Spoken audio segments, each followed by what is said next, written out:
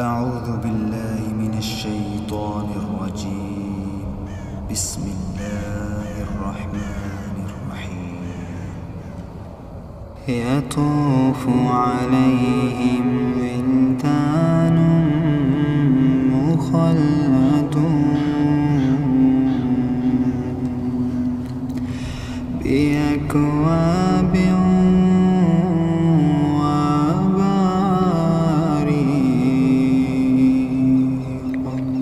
وكأس من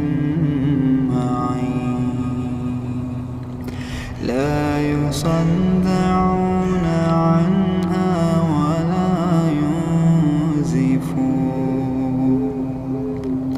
وفاكهة مما يتخيرون ولحم طير مما يشتهون وحور عين كأمثال اللؤلؤ المكنون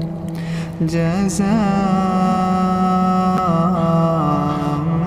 بما كانوا يعملون لا يسمعون فيها لغوا ولا تأثيما إلا قيلا سلاما سلاما وأصحاب اليمين ما أصحاب اليمين في سدر مخضود وطلح منضود وظل ممدود وماء مسكوب وفاكهة كثيرة لا مقطوعة ولا ممنوعة وفرش مرفوعة إنا أنشأناهن إنشاء فجعلناهن أبكارا عربا ترابا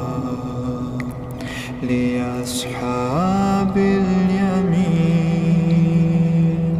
لأصحاب اليمين ثلة من الأولين وثلة من الآخرين وأصحاب الشمال ما أصحاب الشمال في سموم وحميم وظل من يحموم لا بارد ولا كريم إنهم كانوا قبل ذلك مترفين